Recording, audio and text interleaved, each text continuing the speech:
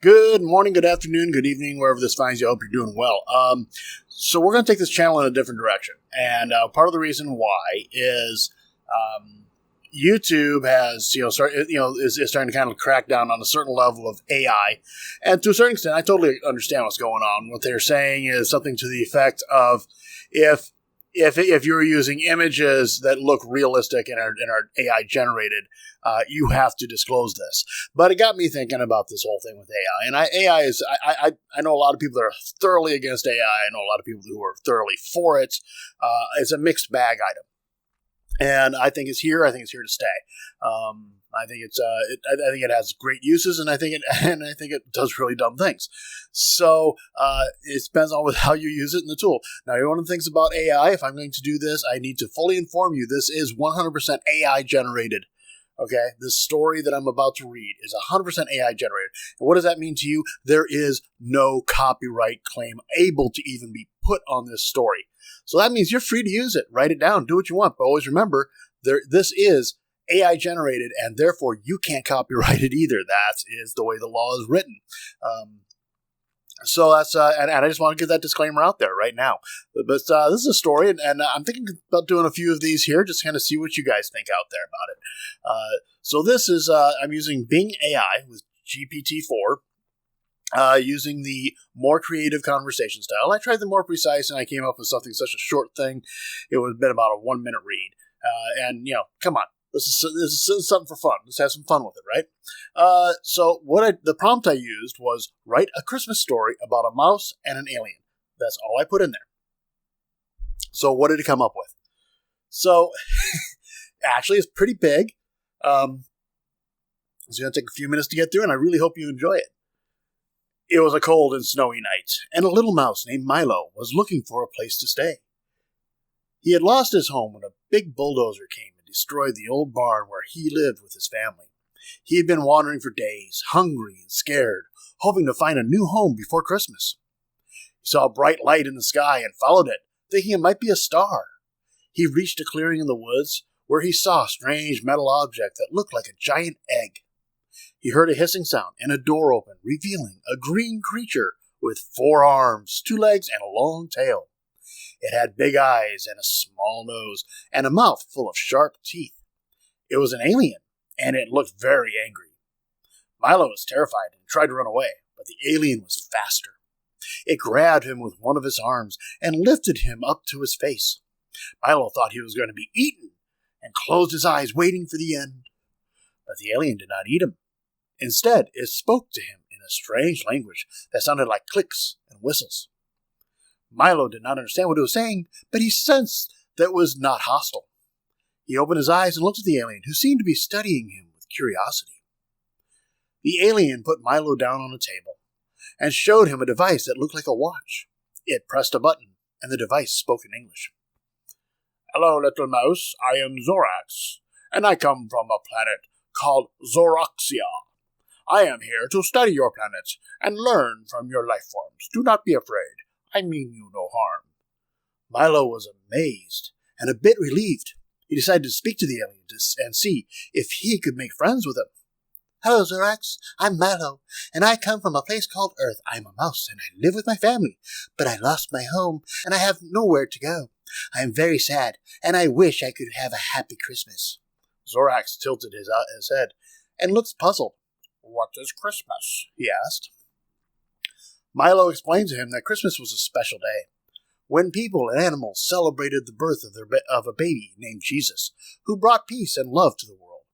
He told him that on Christmas, people and animals gave each other gifts, sang songs, ate delicious food, and decorated their homes with lights and ornaments. Zorax listened with interest and asked Milo many questions. He learned that Milo liked cheese, nuts, berries, and warm blankets. He also learned that Milo was afraid of cats, dogs, owls, and humans. Zorax felt sorry for Milo and decided to help him.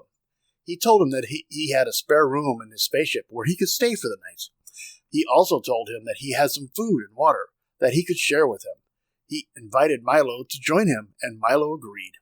They went inside the spaceship, and Zorax showed Milo his room. It was small but cozy and had a soft bed, a heater, and a window. Zorax gave Milo some cheese, nuts, and berries, and some water. Milo ate and drank and felt much better. He thanked Zorax, and Zorax smiled. They talked for a while and learned more about each other. Zorax told Milo that he was a scientist and that he had traveled to many planets looking for intelligent life. He said that he had found some, but none as friendly and cute as Milo. He said that he liked Earth and he wanted to stay for a while and learn more about it. Milo told Zorax that he was a farmer and that he had helped his family grow crops and store food. He said that he loved his family and that he missed them very much. He said that he hoped to find them again and have a happy reunion.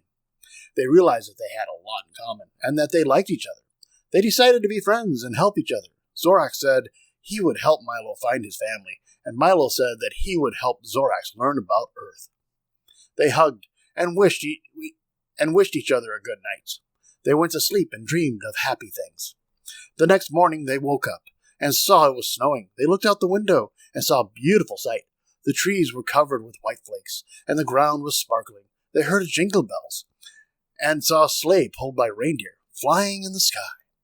They saw a man with a red suit and white beard holding a sack of presents. He was Santa Claus, and he was delivering gifts to all the good children and animals of the world.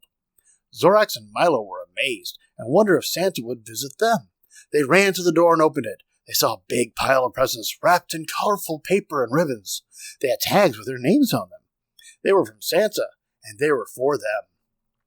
They were overjoyed and tore open the packages. They found wonderful gifts that suited their tastes and needs. Zorax found a book about Earth, a telescope, a camera, and a map. Milo found a sweater, a hat, a scarf, and a pair of gloves. He also found a photo album with pictures of his family. He recognized his parents, his siblings, his cousins, and his friends. He saw a note that said, "Dear Milo, I am sorry to hear that you lost your home. But I have good news for you. I have found your family, and they are safe and sound. They are living in a new barn not far from here. I have given them directions to your location, and they will come to see you soon. I hope you have a Merry Christmas and a Happy New Year. Love, Santa." Milo was over the moon and hugged Zorax. He thanked him for being his friend and for making his Christmas wish come true. Zorax hugged him back and thanked him for being his friend and for teaching him about Christmas. They wished each other a Merry Christmas and a Happy New Year. They heard a knock on the door and opened it. They saw Milo's family standing outside, smiling and waving. They brought gifts for Milo and Zorax and food for everyone. They greeted them warmly and invited them to join them for a Christmas feast. Zorax and Milo welcomed them and introduced them to each other. They exchanged gifts and thanked each other. They ate and drank and sang and danced. They had a wonderful time and felt very happy. They decided to stay together and celebrate Christmas as one big family. They decorated the spaceship with lights and ornaments and made a snowman and a snow angel. They played games and told stories. They laughed and cried and hugged and kissed. They had the best Christmas ever, and they never forgot it. The end. Well, that was interesting. I didn't change anything. I mean, the only editing I did was to get my fumbles out of there. So what did you think about it? There's aspects of it that I thought were really cute. Bing, I think, did a good job. I don't know if how much of this. I mean, this looks fairly generic, but I think using aliens and spaceships and mice, Christmas Mouse. I remember that one. I think is that a Disney one, the Christmas Mouse. So anyway, using AI, we're not dealing with any copyright issues. So I hope you enjoyed it. I'd like to do some more of these. Let me know what you think. Maybe they won't be as long. Maybe they'll be longer. Who knows? It depends on what happens. Bing, using the more creative option, gave me quite a bit of material, actually, and it was, I don't know, a good 7-8 minutes to read this. I really hope you stuck around for the whole thing. It was pretty cute.